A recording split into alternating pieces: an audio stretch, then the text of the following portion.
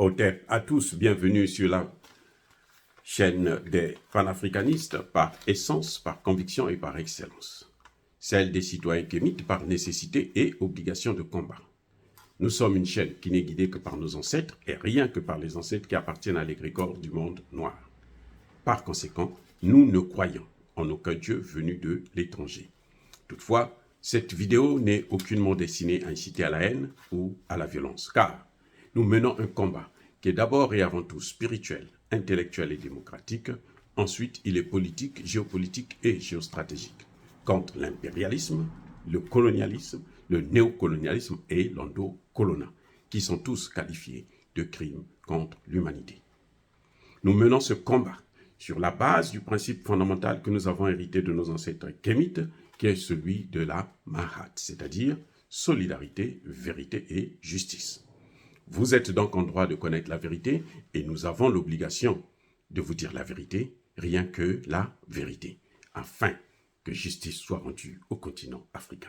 Et ça, c'est notre modeste contribution dans cette noble lutte en faveur de la souveraineté, la dignité, la solidarité et l'unité africaine. C'est exactement ça que nous appelons le panafricanisme. Bien-aimés frères et sœurs, il se passe des choses graves.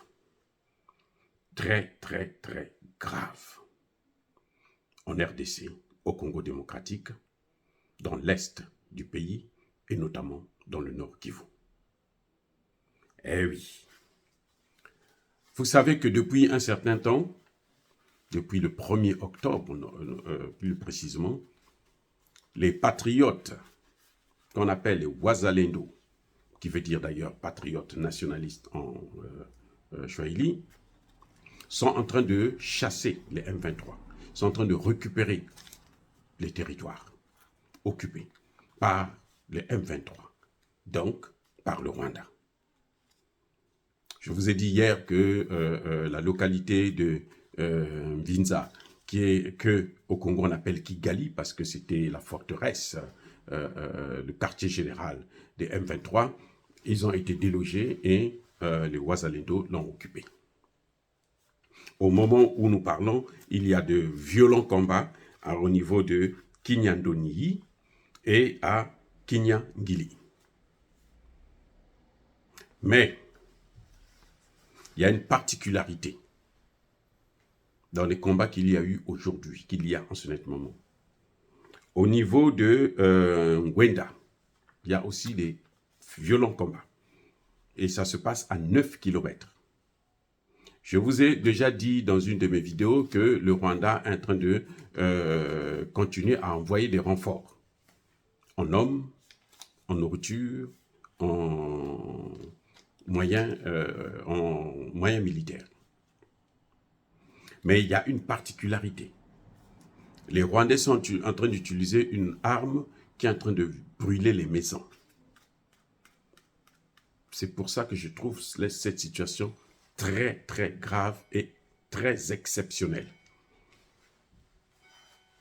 Ils disent que ce sont des obus. Quand on les envoie, ça brûle la maison. Que je sache, même en Ukraine, la Russie n'utilise pas de telles armes. Mais je sais aussi que les Occidentaux, ils n'hésitent pas à donner des armes non conventionnelles à leurs partenaires. La seule arme que je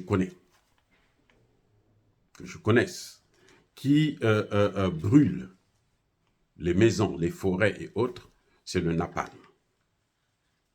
Je suspecte très très fortement le Rwanda d'utiliser le napalm. Exactement, plus précisément dans la localité de Ngwenda. Et je crois que le gouvernement congolais doit prendre ses responsabilités. Ce n'est pas la première fois. À ma connaissance, le napalm a été utilisé en Afrique beaucoup par les Français au Cameroun. Mais là, le génocidaire rwandais Paul Kagame est en train de commettre un crime contre l'humanité. Parce que le napalm est une arme interdite. Mais il n'hésite pas. Voyant que ses troupes, malgré l'armement qu'il reçoit, sont aux abois, alors il utilise l'armement non conventionnel. Ça ne m'étonne pas. Vous savez, en Ukraine, quand les Américains et les autres pays de l'OTAN ont constaté que l'Ukraine était en train de perdre la guerre, les Américains eux-mêmes n'ont pas hésité de donner des armes à sous-munitions, qui sont interdites, bien sûr. C'est leur habitude, à l'Ukraine. Et l'Angleterre, elle, avait décidé d'envoyer des armes à l'uranium appauvri. L'uranium appauvri, bien aimés frères et sœurs, c'est l'uranium. Ça ne fait pas les mêmes dégâts que l'uranium, l'arme nucléaire, mais ça provoque toujours des cancers de façon très grave. Donc, comme au Congo, il y a de grandes forêts, ce qu'ils ont choisi comme moyen de combattre les Wazalendo, c'est utiliser le napalm pour brûler carrément les maisons, les forêts. Et donc, leurs ennemis, c'est-à-dire les propriétaires de la terre.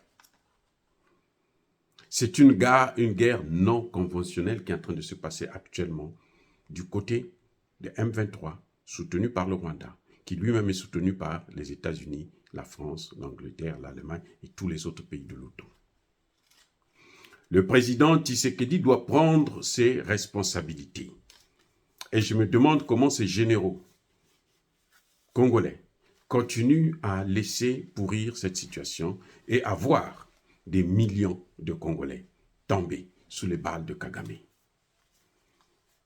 C'est presque la population du Rwanda que Kagame a décimée au Congo démocratique. Vous voyez, c'est comme si Kagame a tué tout un pays.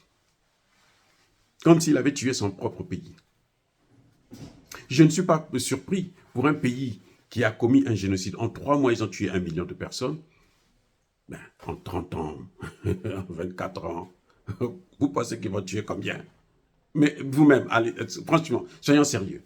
En 3 mois, là, ils ont tué 1 million. Et là, c'était à la machette.